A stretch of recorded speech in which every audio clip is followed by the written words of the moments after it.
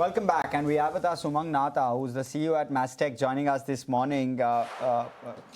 Great having you here, Umang. First off, with regard to the Innovaccer partnership, just let's start with that. Is there a commercial value attached to this, or is this more of an enabler for Mastek at this point in time? Is there revenue accretion likely right off the bat? Does it enhance your order book in any format? Thank you, first of all, for having me on the call. Great having you. As we've been saying, healthcare and life sciences, specifically an AI transformation, positioning within healthcare and life sciences is a key part of our, agenda that we want to build. And the Innovaccer partnership is a very important step in that direction.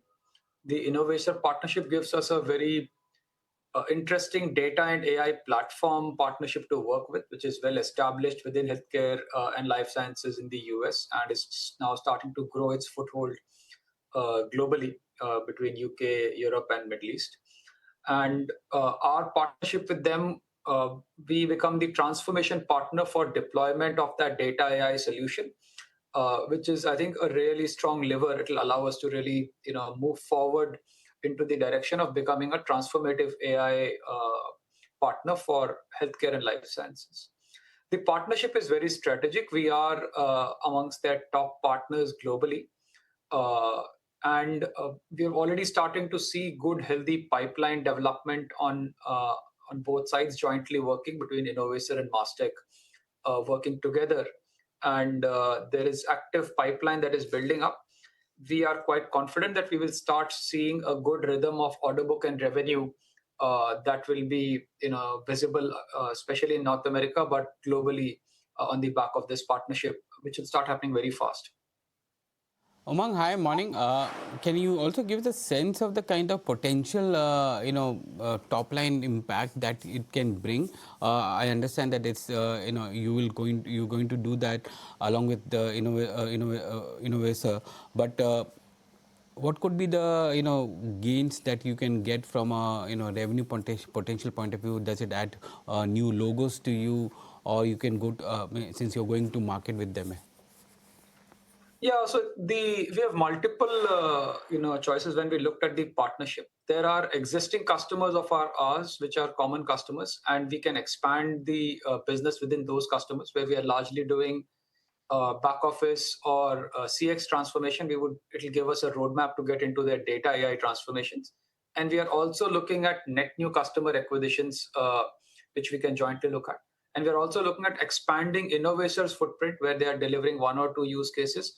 We would want to convert it into a transformative use case for them. From a revenue and business standpoint, our view is over the next 3 to 5 years, they should deliver us, more than 100 million worth of revenue over the next 3 to 5 years. And it will help us in terms of expanding. So it's a very important service line that we are trying to develop. And it has some really strong momentum already. Like I said, with existing customers that we've identified and we have started working on, as well as a lot of joint marketing motions to acquire new customers.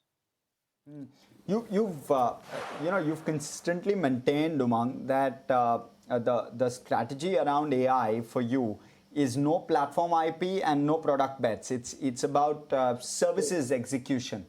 Talk to us about how far are we from that point, because currently we're not seeing that as a material impact on the top line. When does that start to accrue, both from an orders perspective and from a top line perspective? Yeah, it's a great question. See, the message that we've been giving is, and this Innovaccer partnership is exactly in that same direction. There are companies which are specialized in building platforms and will continue to have their focus on building platforms. Innovaccer is one such example. And we are parallelly working with other companies in other verticals also to look at specialized platform partnerships for those verticals. Their investment in R&D on the platform is much higher, and therefore they will have much stronger depth on the platform. These companies, for them to deliver the true business outcome that the customer is looking forward for them, will need partners like us to do a transformative business. While they have built already connectors with data and AI, but for the agents to deliver the business outcome, it will need transformative partners like Mastek to really, help the customer in terms of their data readiness, in terms of their integrations, in terms of change management, in terms of business consulting, and so on and so forth. So that's exactly the step in that direction, where we will partner with platforms which have a very strong focus on the platform and trying to use those platforms to deliver services, which is where our strength lies. As we have been saying, our order book on AI transformation or AI related order book is starting to pick up. We have been presenting those numbers over the last 3 or 4 quarters consistently. And those number of AI related services transactions are continuing to grow. While most of these deals are not very large deals, they are $1 million and sub kind of transactions, but the volume of those transactions is definitely very high, which is very encouraging because it allows us to move towards a good base, because many of these are discovery, which will lead to alpha and beta kind of work. The other important area that we are now aggressively going to market is service as a software, which is where we are going to look at potential surround replacement of SaaS with bespoke solutions. We've done that internally at Mastek already. We've replaced our Dynamics CRM with a service as a software solution aimed at delivering at least 10% improvement in our win probabilities. We're doing similar things for our recruitment application, which was SuccessFactors earlier. And we're very soon going to do that with SAP Ariba and a few other software that we use. The same proposition is what we are now taking to our customers, and there's a lot of excitement in terms of ability to look at AI transformation from a business outcome, but also look at G&A cost reductions or subscription cost reductions at the same time. How quickly are you able to convert all those pilots which you are doing into transformation deals? And is token cost something which now companies are looking at very closely, because that increases their, while AI brings some bit of efficiency into it, but token cost brings in the operational cost for them as well. Yeah, I mean, depending upon the kind of discovery or initial roadmap work that we're doing with the clients, anywhere between 3 months to a year kind of work is being done. Like I said, depending on the kind of roadmap that we're building, a lot of these are very strategic initiatives. And it's also a very agile kind of approach where you don't necessarily need to wait for the entire year of the discovery. You keep discovering, you find areas, and then you start transforming parts of their businesses. There are customers where we've already done some important transformations in their initial surround areas, and we're now moving to their core central applications that they had.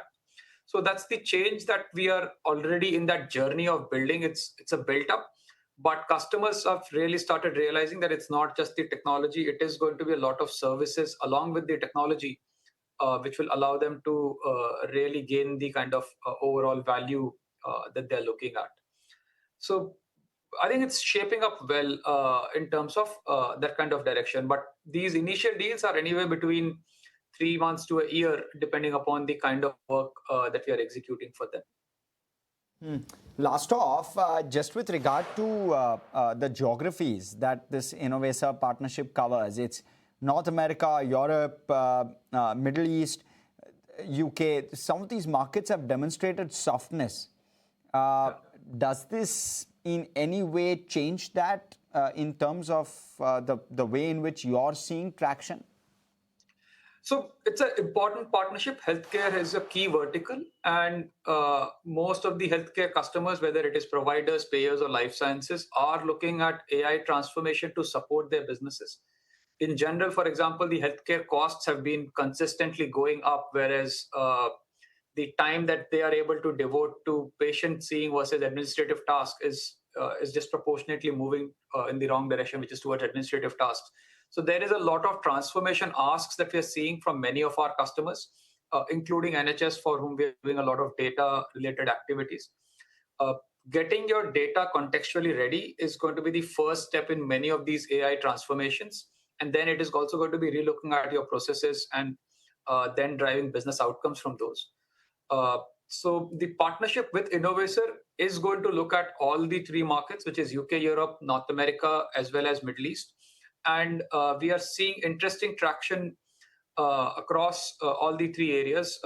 It's much more active in North America because that's where Innovaccer's stronghold was traditionally, but it is also starting to show up in Middle East. We are working with them on a strategic path. How do we take it to UK, Europe, because that's our biggest market, and we want to be we're doing a little more planning, but we will launch a very aggressive UK Europe campaign also, because eventually data and AI is where the whole path is, and getting data contextually ready to deliver AI transformation is the journey that we're really trying to build on. Okay, Umang, thank you so much for coming in and giving us that perspective.